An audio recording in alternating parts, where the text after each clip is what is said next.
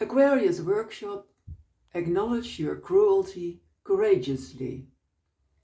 I start with a quote from Pathwork Lecture 139 with the title Deadening of the Life Center Through Misinterpretation of Reality.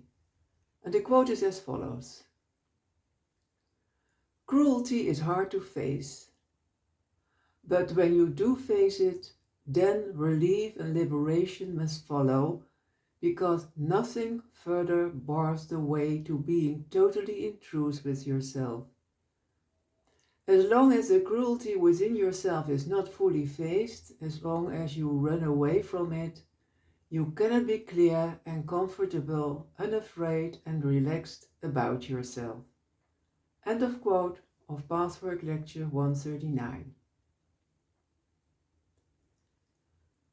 Duality or conflict arises from misconceptions, but misconceptions would have no power if there were no mixture with positive forces, with pleasure.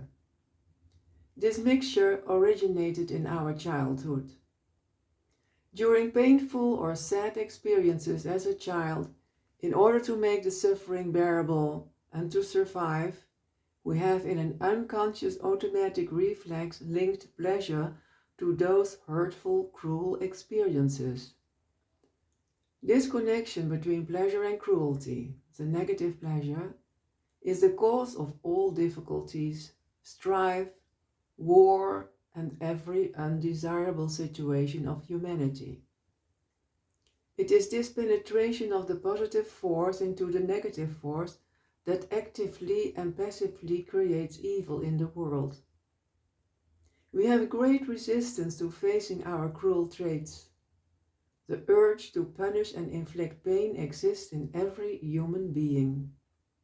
And whoever that cruelty is directed against, it ultimately takes its toll on all concerned. We unconsciously crave cruelty to numb our feelings of fear, pain and guilt.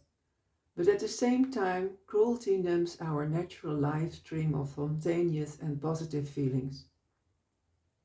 Whether we give in to this cruel desire or not, and as compensation do extra much for other people, in all cases we will feel guilty and therefore deny and suppress these emotions.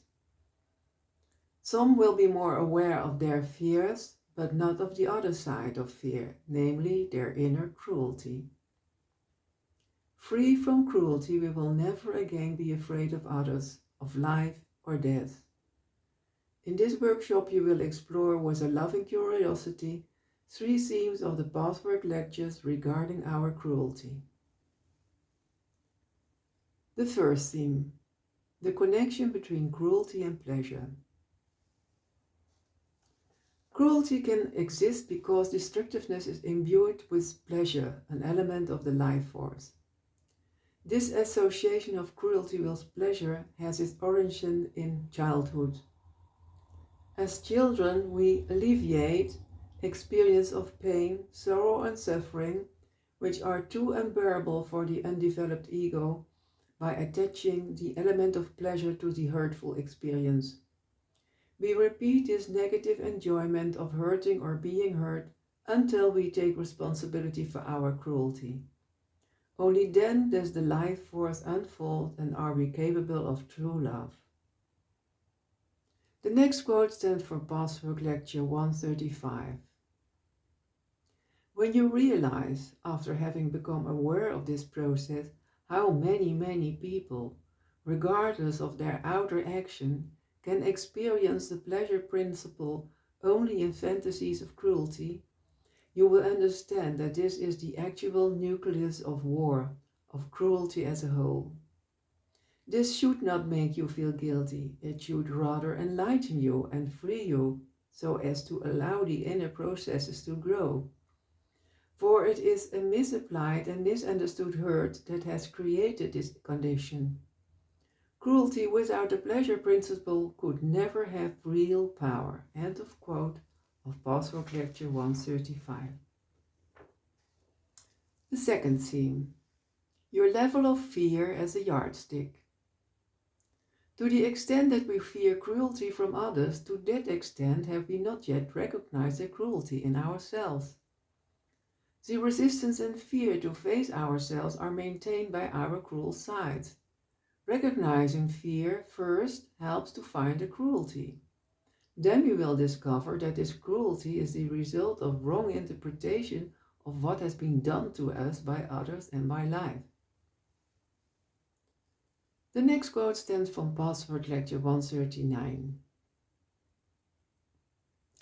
It is a reliable gauge to determine the still unrecognized existence of cruelty within yourself when you consider the amount of fear you have left. Fear of other people, generally, or of specific ones. Fear of life, fear of death, fear of the unknown.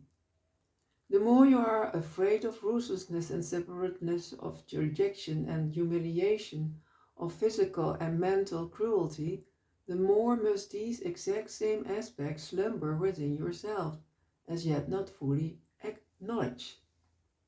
End of quote from Pathwork Lecture 139. The last and third theme, facing your destructiveness. Many people have developed so far that they no longer vent their destructiveness on others. Out of fear, they suppress and camouflage their cruelty. They have not yet learned how to deal with their negative emotions and desires, and they hold back to prevent abuse. This self-alienation blocks the life force and creates conflict, because only when cruelty is acknowledged does it lose its power. The last quote stems from Pathwork Lecture 169. You all experience on this path the necessity to contact hidden cruelty, brutality, sadism, vindictiveness, malice, etc. As you learn to see, understand and accept these emotions, you can subsequently truly come out of these feelings. For only then do you become genuinely convinced that there is no need for destructiveness. As long as it's not squarely faced, this conviction is lacking, and the holding back is motivated almost entirely by fear of retribution and consequences.